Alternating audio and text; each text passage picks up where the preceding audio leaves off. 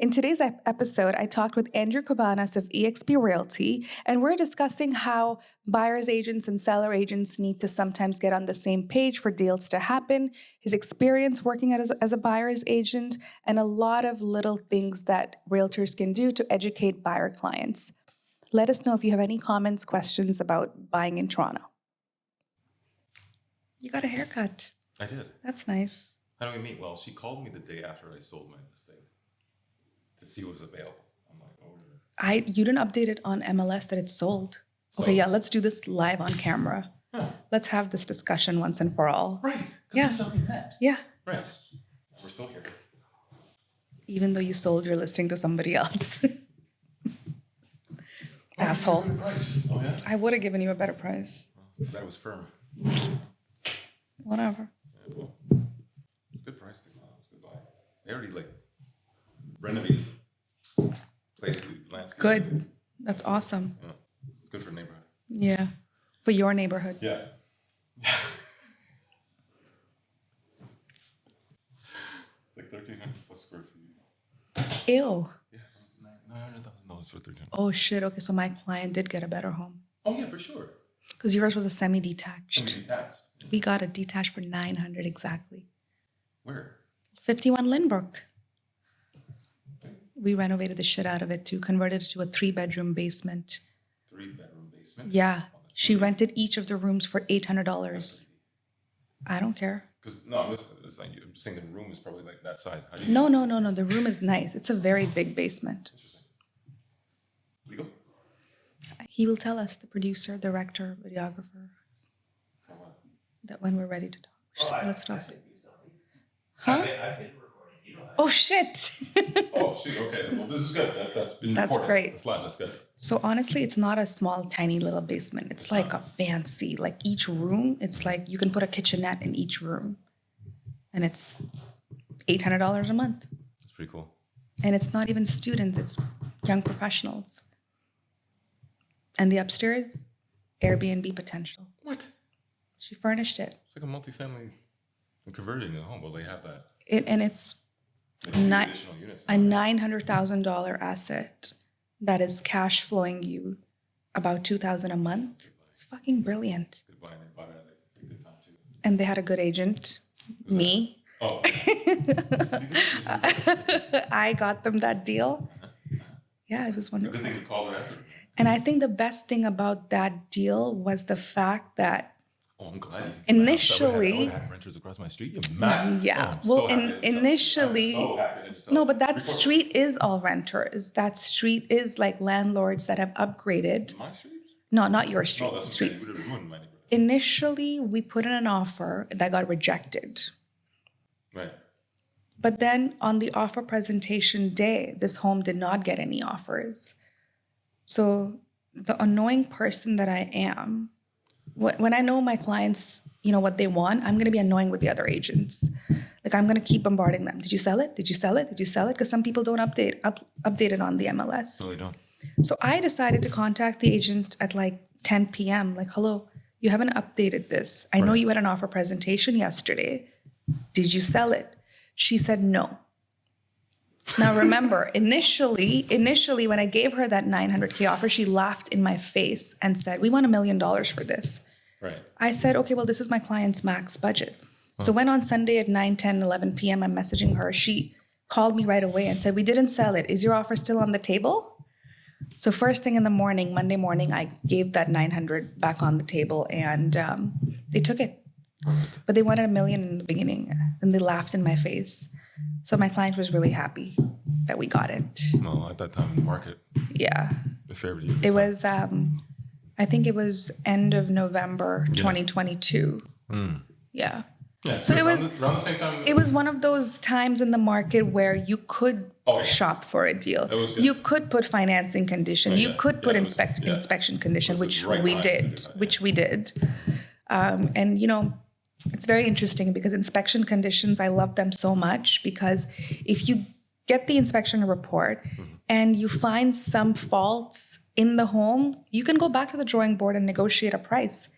Because can you imagine the inspection report says the plumbing is shot, Right. like it's going to cost $20,000 to fix it. Let's go back to the drawing board back to the and price. reduce $20,000. Why not? Yeah.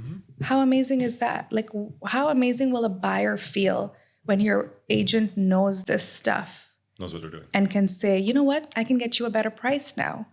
Or the electric panel is so freaking old and a certified ESA has to come install a new one. You either go back to the drawing board and do a price reduction or do an amendment and say, like, you know what, we're going to continue with the deal, but we are in the conditional period right now. So we would like to amend that this is fixed before closing day Oh, for sure.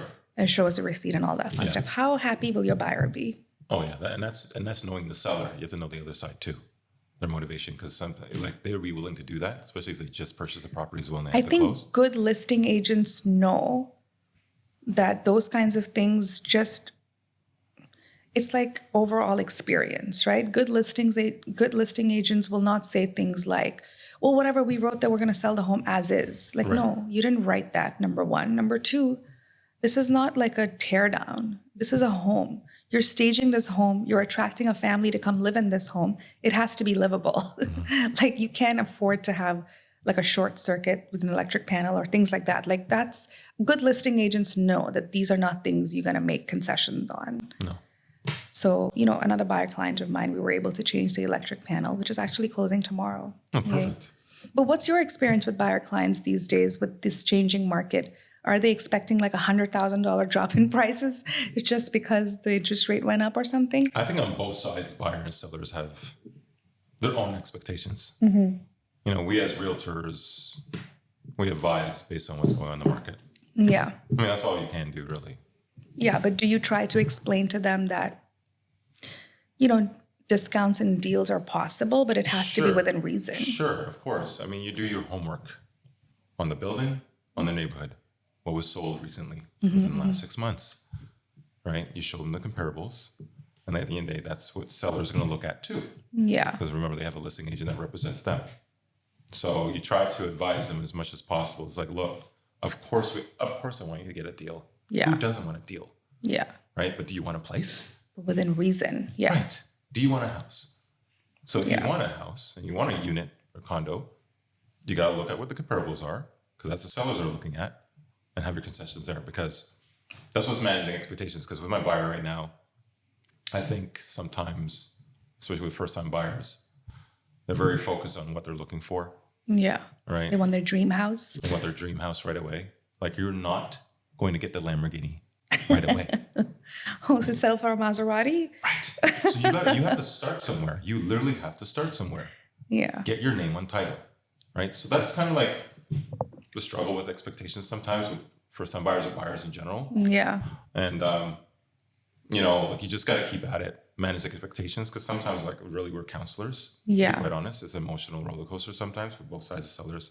I'm pretty sure you're facing it as well, Yeah, definitely. right? With sellers and buyers.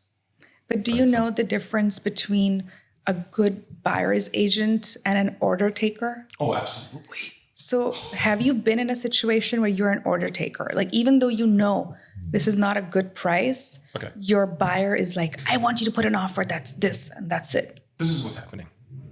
Okay? People are just rushed to get the pen on the paper Yeah. when it comes to a listing appointment. The seller's like, I want this at this price. Okay, just to get the listing. Yeah. But we're forgetting to teach them what's going on in the market currently. Might have to do a price reduction then. Right. Yeah. What happened during the pandemic? It's not normal. It was a miracle. I loved it. Of course. Yeah, we all loved it. But I mean, I'm just Anything I saying- listed got sold. Like, Right. anything I touched was Yeah, gold. like, you just list it and the buyer Gone. comes and give you the money. But like, honestly, nowadays, especially like with a balanced buyer's market, Yeah. we really have to go in there and just take a breather, if you will, Yeah. and let the sellers and let the buyers know this is what is happening and plant that seed. Because the last thing you want to do, oh my God, I got this listing, and then you do a price change 2 days later Yeah. once it goes live on MLS. That's awkward. And that's It's a reality. Yeah. right. You don't want to be in that spot. But also, I don't really think price reduction, I don't even say price reduction, bad juju, price adjustment. Sure.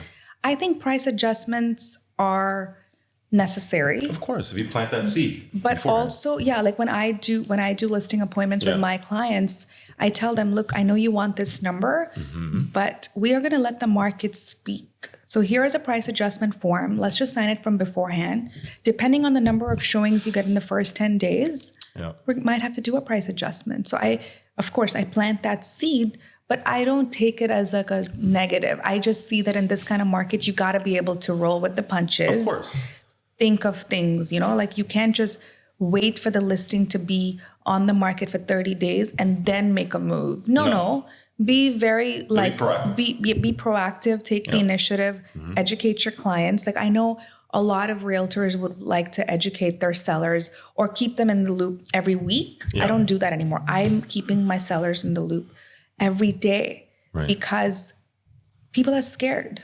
The market is weird. They need a little bit more self-assurance, a little bit more hand-holding, and price adjustments. I might do another price adjustment on one of my listings now because I know that it's a good product that I have. I just need to get the right number of people in the door. Right. So I don't really, I wouldn't take them like as something bad. No, but it's not, like it would only be bad if you, like I said, like what you're doing is perfectly what you're supposed to be doing. Yeah.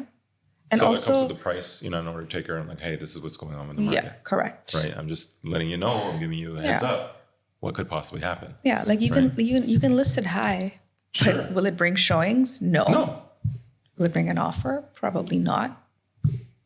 And that's why we're here. Exactly. So how did we meet? How do we meet? Yes. People need to know. How do we meet? Well, I was looking for a home for one of my clients, and in the Scarborough area, and you had a listing. I sure did. So I gave you a call because I was trying to book showings, and before I even book the showing, I like to call the agents to see how serious they are about selling it. So I messaged you at like 10:30, 11 p.m. Is your listing still available? I want to book a showing for tomorrow. And you called me right away to give me the bad news that you sold it. So I was really upset about it. Hey, look, I was really upset about it. But you know what? My client got a better home out of it. So better home? Wow. Yeah. Better. Now that I think about it, everything happens for a reason, right? So I was sad. My client was sad that your listing was not available, which you didn't update on the MLS in a timely fashion. It was sold. You called me I don't know. 11 p.m. Right. Thank you for answering, because a lot of agents don't do that. And the fact that you responded right away is great. It's like, okay, this agent wants his home sold. Yes. A lot of agents don't respond to me right away. Right. And the worst thing is they don't put their cell number on the MLS listing.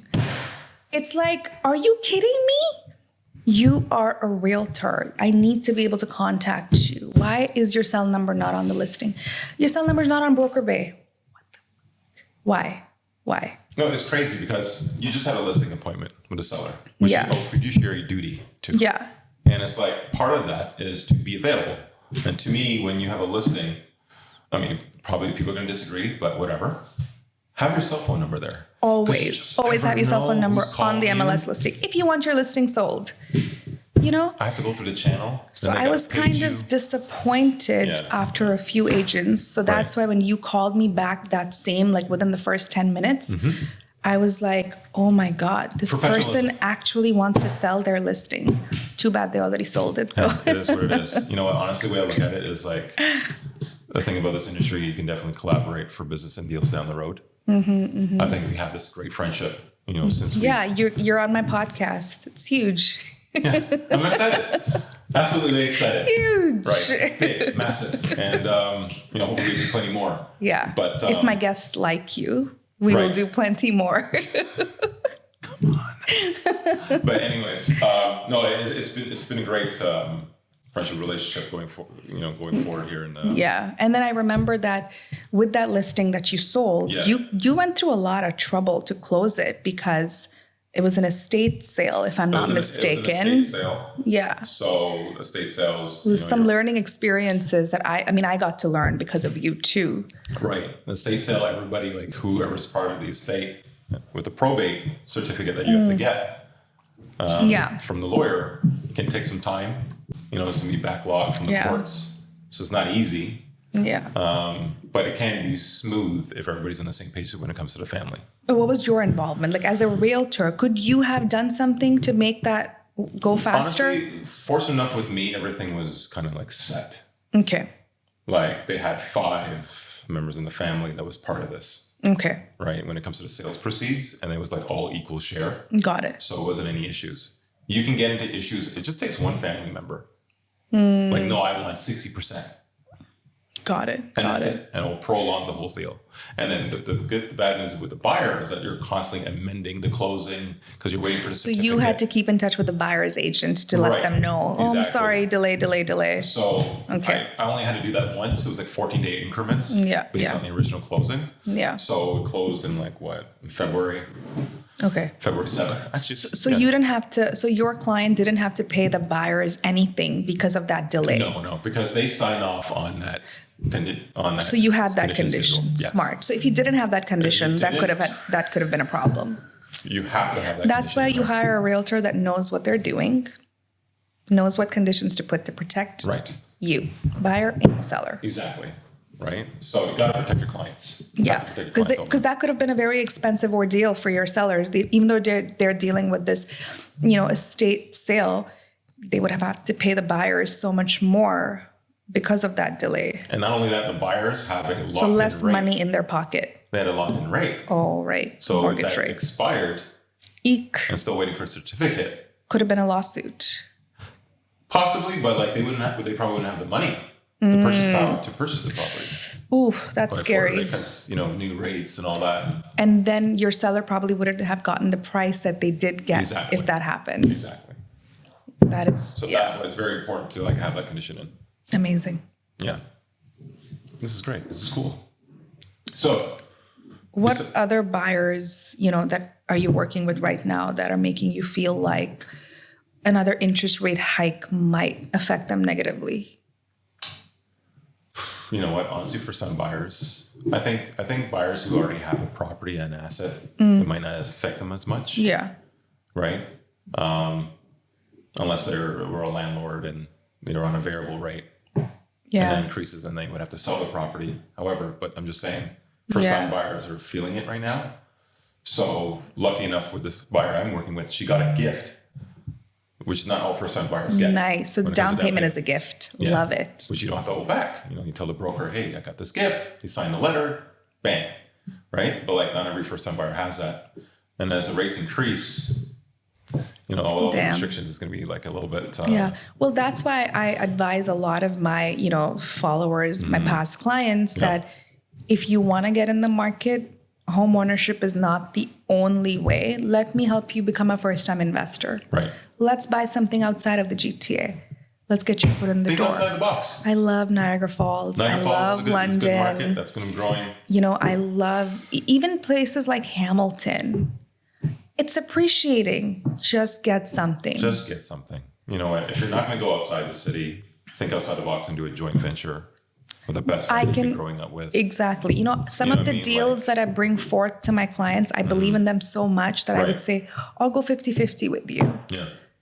What more do you want, right? Like, trust me, I have done this before. Right. So I think that there's opportunities for people. I think people with the scarcity mindset will not be able to take advantage of what we have going on right now because they're thinking, oh my God, if I have $50,000 saved, I can buy a condo for $500,000. It has to be a condo that I could live in. And they're thinking with that lack, the scarcity thing, right? Where you have $50,000, you can buy a home for $250,000 in Sarnia. A home, a detached home. Yeah. A 3-bedroom home. Right. You can rent that home for Rent it out. $1,900 to $2,000. You can convert that $50,000 to $150,000 over the span of the next couple of years. But if you hold on to that $50,000 until you find your dream condo, the condo prices are not going to stay the same.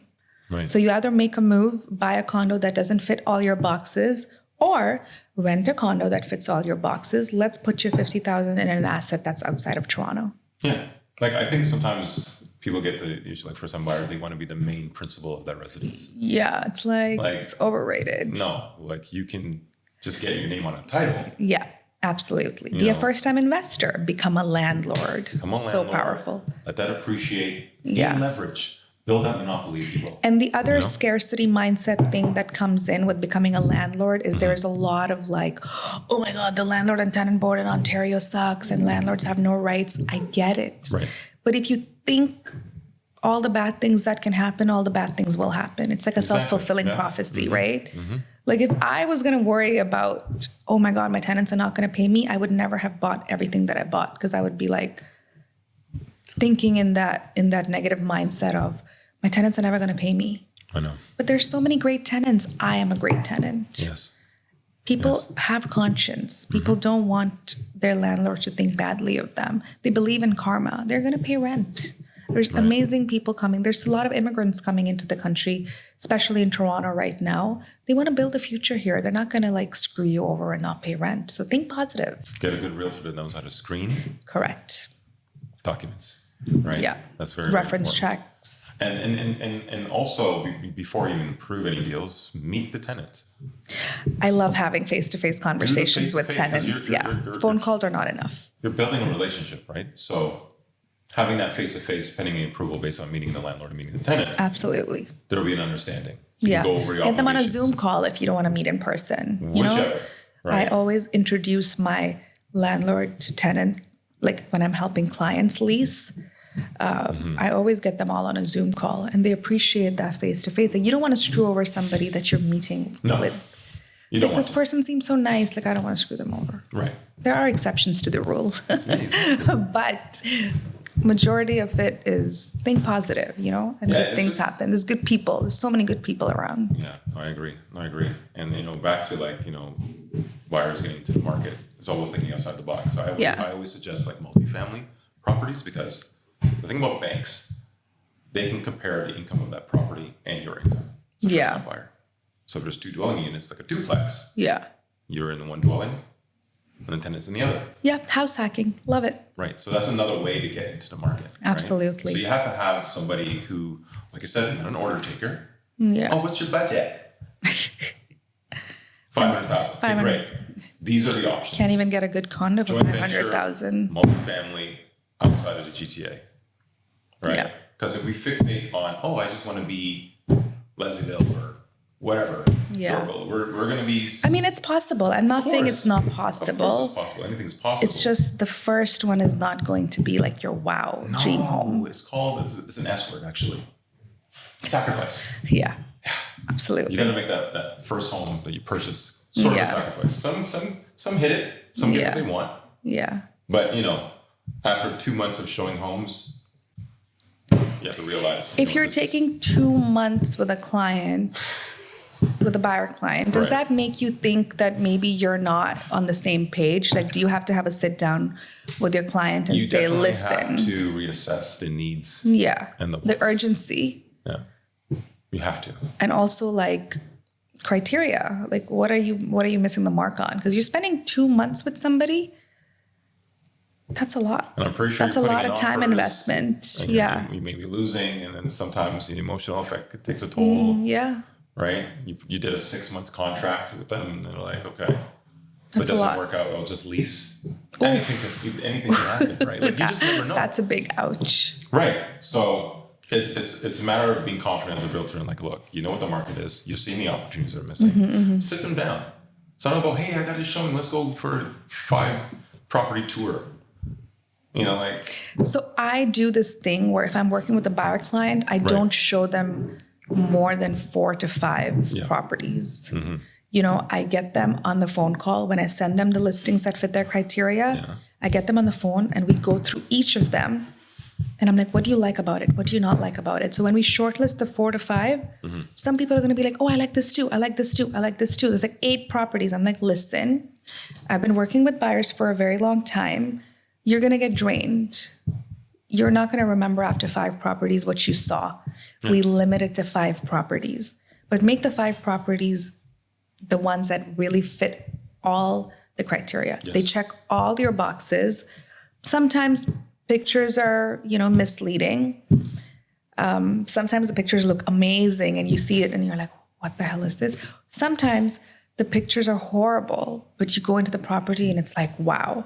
So you got to be mindful of that. But 5 is the max. Like, I'm Yeah. not going to show you more than that because you're just going to be drained. You're going to have buyer's fatigue. That's what I call it, because you're not going to be able to remember after 5 properties. No. So is there some kind of like a hard stop where you're able to tell your buyer, that's it, 5 properties, that's it? And then make a decision like right now. What do you like? Yeah, no, it's such a balancing act. Yeah. You know what I mean? You don't want to like, you're serving your client. You don't want to like scare them off and like be too stern right away. But I know like every time I do a showing, I'm looking at the comparables of each of those homes because I don't want to waste their time either. Of course. Can you of imagine course. like they walk in the house, oh my God, this is it. But this is This is 700,000, it. not Back then, oh, shoot, 500,000. I didn't tell them it was going to be over their budget. Right? So then you What don't want to do that. waste. So you want to make your timings very efficient and be honest and straightforward. I'm like, look, Yeah. I'm going to do the homework. I'm going to do my due diligence because I like to call the listing agent even before I do the showing. Yeah. Just to see what the expectations Same. are. Yeah. Build that relationship. You got to do more homework. Right? Yeah. More background work for sure when working Because- with buyers. Having that relationship with the seller, agent, helps. Yeah. But also like setting the expectation with your buyer client. Yeah. If we like something, are you prepared to put in an offer tonight? How much deposit do you have available? That's how you know they're serious. Otherwise, we will all be taking 2-3 months with a buyer client, which is not a good No, it's use of not. our time. It's definitely not. And that's why it's so important when you first initiate a buyer consultation meeting. Yeah. You're building the rapport, you're building the relationship. Yeah, for At the sure. end of the day, you want to make sure that they're not missing any opportunities and being straight up front with them to see what's going on in the market. And actually provide homes that you already possibly have in your back pocket. Yeah, like my listing. When are you bringing me a buyer for What? my Mimico condo? It's not 500,000, but I'm sure you can bring another buyer. That's at around Sure. Are 680. you doing open house? I've already done an open house. Thanks for telling me. Yeah, but I can do it again for your client. I'll open up the condo for your client to come look at. Hey, maybe I can do your open house. I can do your open house. Maybe you can do my open house. Exactly. Love it. Okay, perfect. We'll set that. cross-path and We'll set that collaborate. up. Maybe this Saturday, if you're available, go do an open house. Could Mimico? possibly happen. Yeah, awesome. Could happen. We'll advertise it soon if you can do it. July 1st. That's Canada Oh Day? shoot, it's Canada Day. Yeah, don't do it that day. No, but nobody's gonna come. You never know. I wouldn't. No, nobody will come. We'll probably be having a barbecue somewhere. Yeah, at their open house. How's that? an idea? No, that's a horrible idea. Oh, I think so. It's My actually- family's gonna be like, seriously, you love your job that much? damn right I I'm like, do. yes, I do. You didn't want to do. Why do you think I'm doing this? No, that's terrible. Let's not do that to the people. Yeah, Let's not do that to my clients. They want to enjoy their home on Canada Day. Touche. Maybe the week after. Yeah. Well, let's hope it's sold the week after, so you don't have to do an open house. Right. But you're busy these days, Salwa. Yeah, I have another listing coming live tomorrow. What? Mimico condo. Yeah, Oh, that's Legion. Legion Road. Yes, 165. correct. Pay attention to you. Yeah, I mean, you were on the phone with me when I was going to that listing appointment. Nobody needs to When I walked across the street to the listing appointment. Yeah. Love it. No, I Love hear it. you. Yeah. But that's gonna be a good one too. Like I said, manage expectations. Yeah. Maybe do an open house for me. Sure. Yeah, I Maybe definitely next can. weekend. Definitely can. I like to at open houses. Believe it or not, I go all out. Yeah, I hate it. But I mean, you can do them. It's like, when you do an open house, you have to make sure you have Wi-Fi and a book. Because it used to be a thing before that people would come to open houses. But I feel like post-pandemic, nobody wants to go to open houses. Am I wrong? Well, it's all about knowing how to host them. Oh, okay. Well, teach me. I should. Okay. I mean, the thing is, it's like nothing beats like obviously water, but wine. I do wine always. Bottles. You know what one person told me? Oh, right. Remember the broker open I did? I got Prosecco there. Who? In Halton. You were at my broker open in Halton Hills. Yes, I was. Yes, that's right. And But- everybody just got like tipsy and No, but I was giving Left. away. I'm probably not going to ever see these people again. So you give them gave wine. Oh. Full bottles of wine on their exit out of What's the open the house. point of that? I have no idea. Now the thing is, Did Ryan Serhant tell you to do that? no. That's my thing. No, He's a Ryan Serhant trained realtor, so I always tease him about what he taught you. unscripted. Now the thing is, in order, I believe in this industry. You gave them bottles of wine. I still can't get over it. You think they're going to give you an offer because you gave them a bottle of wine? Okay, explain to me why. You have to give to receive. Okay. What if they don't drink? They can give it to somebody else. Fair. It's just a nice gesture. Fair. That's just a nice gesture. Did you get an offer? But hey, whatever. It's just the universe comes around.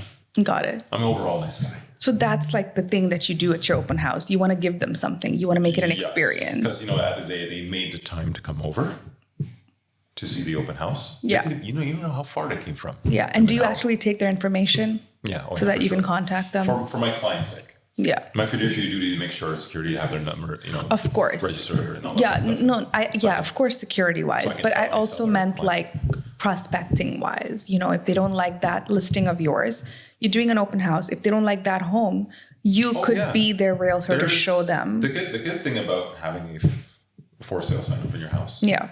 There might be another 2 or 3 in that same area Yeah.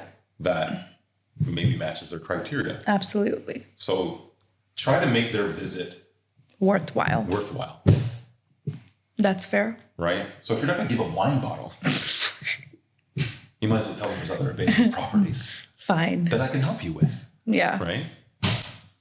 Obviously you're going to ask questions, realtor. I'm if you have a sold. realtor. You're holding all my open houses. Perfect. Great. I'll hold that to you. Yeah. Well, this is great. This is exciting. You're good about this podcast, or we're doing it every Tuesday, or what's happening? What's the I schedule? haven't What's going on? decided what the most, auspicious day to drop an episode is yet, but I'm sure my producer will help me decide the best day producer's to a good drop guy. the episode. He's a good guy. Yeah, he's a great guy. He makes us look good. You're damn right, Des. It's very important.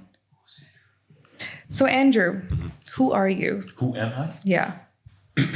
As in what? Yeah. Tell me how Bit long more- you've been doing real estate, what brokerage, what got you to become a realtor? This is Tell true. us.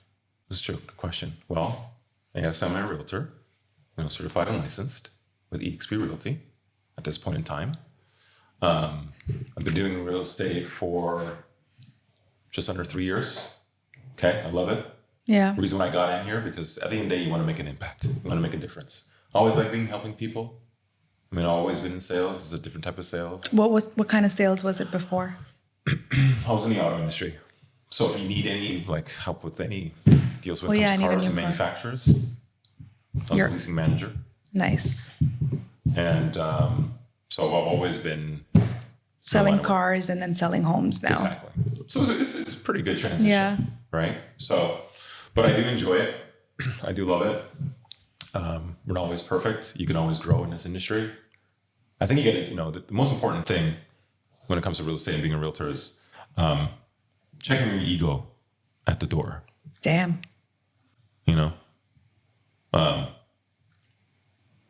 When we say things, everybody thinks they're an expert, of course. Yeah. You know what I mean? But it's opinions.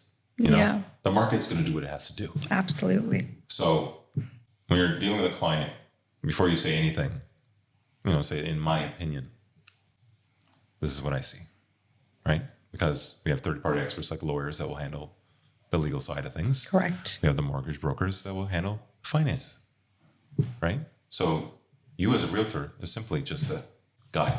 But we are the 'em glue that holds everything together. For sure. So we need to know more, Sure.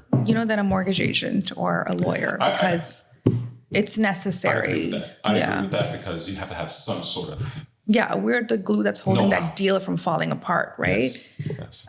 They sign with you, Exactly. right?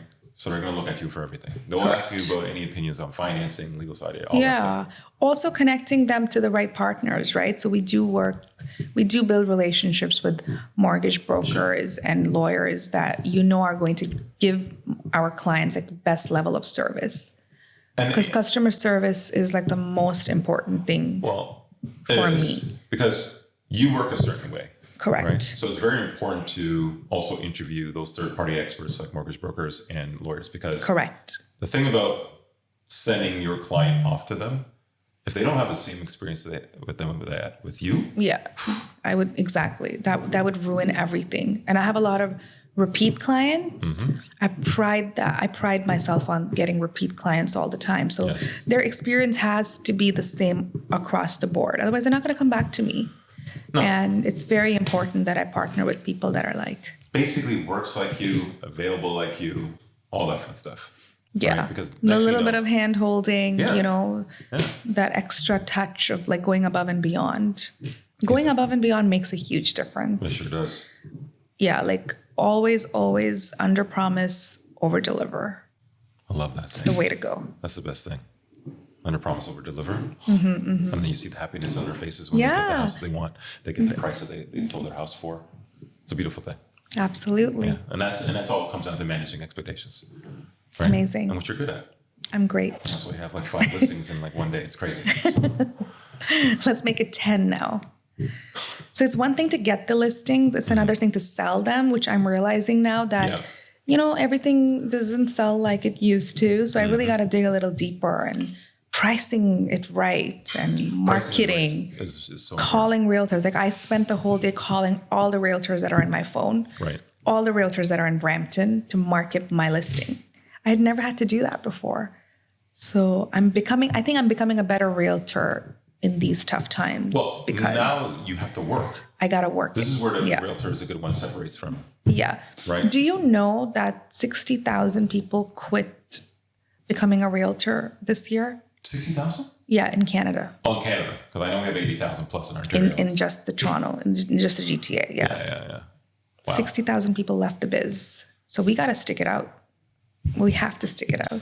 I think with them, the problem is, you know, I mean, once you get your license, people feel like, oh, instant millionaire. But exactly, that's what people thought. That's why everybody wanted to become a realtor because they thought that's easy money. Then everybody would do it. Oh my God, I could become a realtor part-time. Oh, yeah. Good luck. Good luck.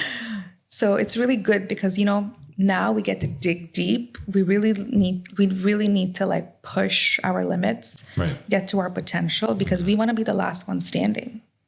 We're full-time realtors. This is our bread and butter. This is what we do. This is what we do. This is We literally what sell, I want to say we sell homes, but like we actually selling dreams of building wealth look through at you. real estate, right? That's what I like to hear is wealth. And I think Wealth. sometimes with buyers, Mm-hmm. I don't think they realize what they're doing. Yeah. Like you're literally, you just have to make a down payment once. Yeah. And see then- that asset grow. And the rest of it is just equity. Mm-hmm. And it's just building your wealth. And then you can build your monopoly. And then you can create all these portfolios. Correct. Right. And then if you had a full-time job, guess what? You could be like, Yeah, I'll what just be a full- landlord and just, Exactly. What full-time job is going to allow you to save $100,000 to $150,000 every year? so But if you have multiple properties, if you have multiple assets, those will grow. they're going to grow. They're always going to grow. So if anybody's listening, get yourself some land, property, build your wealth. Yeah, get Right. a condo. Get a condo in Just- Toronto. Real estate, you know, rental prices are so high right now. I can help you buy a condo that will be cash flow positive probably right now, you know, Right. with the way the rental prices are going. Yes. So it's just, you teach them, you try to guide your clients as best as you possibly can. Yeah. And then hopefully they listen to you.